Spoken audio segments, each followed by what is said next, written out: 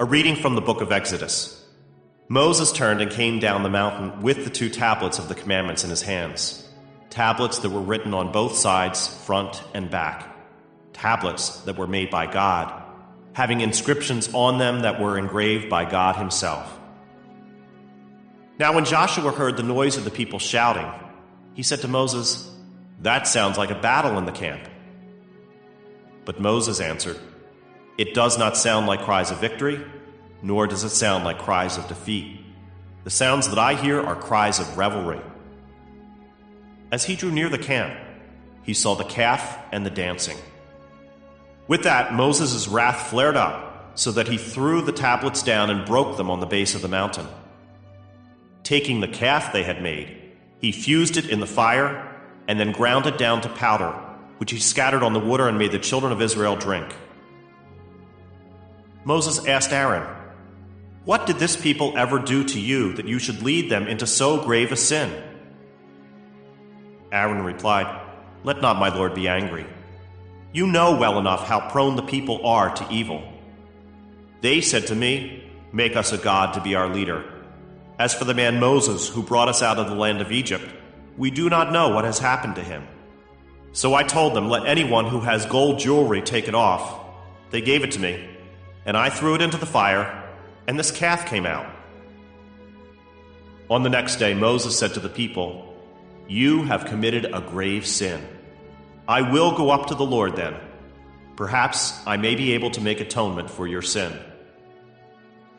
So Moses went back to the Lord and said, This people has indeed committed a grave sin in making a god of gold for themselves. If you would only forgive their sin. If you will not, then strike me out of the book that you have written." The Lord answered, "Him only who has sinned against me will I strike out of my book.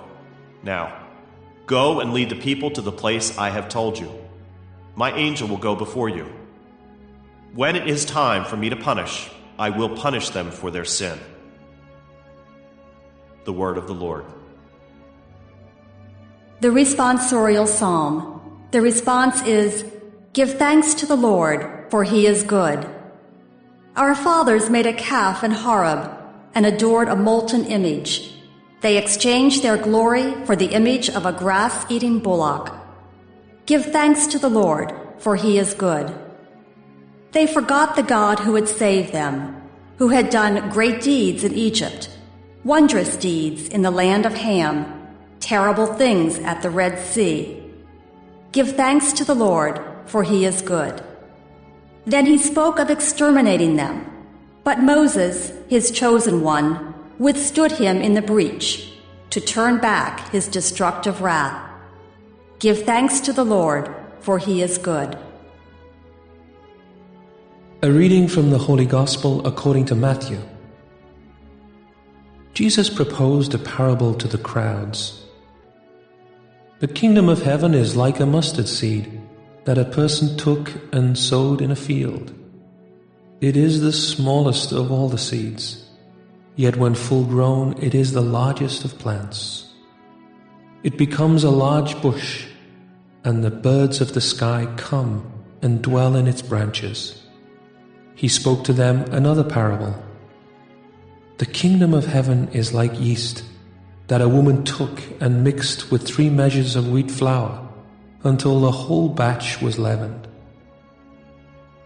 All these things Jesus spoke to the crowds in parables. He spoke to them only in parables, to fulfill what had been said through the prophet. "I will open my mouth in parables.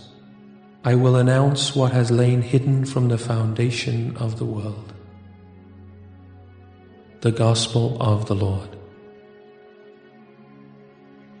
The first reading is from Exodus 32, 15 to 24 and 30 to 34. Moses has been up on Mount Sinai, and he received the 10 Commandments, the 2 tablets of the law. He's bringing them down, and on the way, he and Joshua hear noise coming from the camp. At first they think it might be an attack. Then they realize it's a revel, it's a festival that's being thrown. When they get down there, they see that the Israelite people have been so upset by Moses' absence. He's been on that mountain for 40 days. that they've created a molten golden calf. Now, it's not really clear whether the golden calf was an image of God.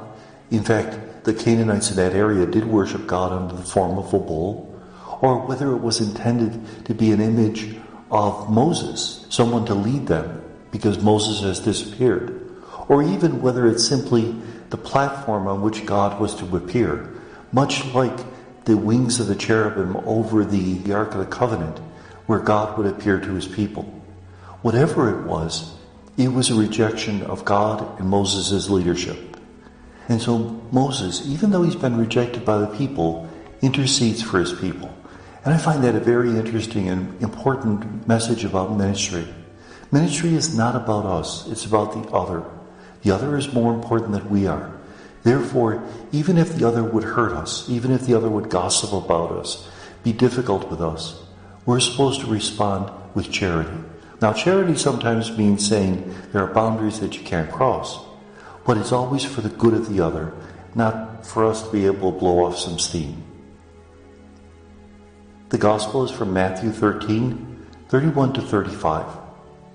We hear the two parables that the kingdom of heaven is like the mustard seeds, the smallest of seeds. Remember, the mustard seed is not really the smallest of seeds, but we wouldn't expect the Gospels to have botanical truth. It is a very small seed planted in the ground, becomes a large bush, so large that even the birds of the air can nest in it. The message, the kingdom of heaven, grows from small events: forgiving somebody, saying a prayer, being kind to a stranger. These are very small things, but that is already the dawning of the kingdom. But it'll take a while for it to come to fruition, because the kingdom doesn't appear fully developed. We have to work at it.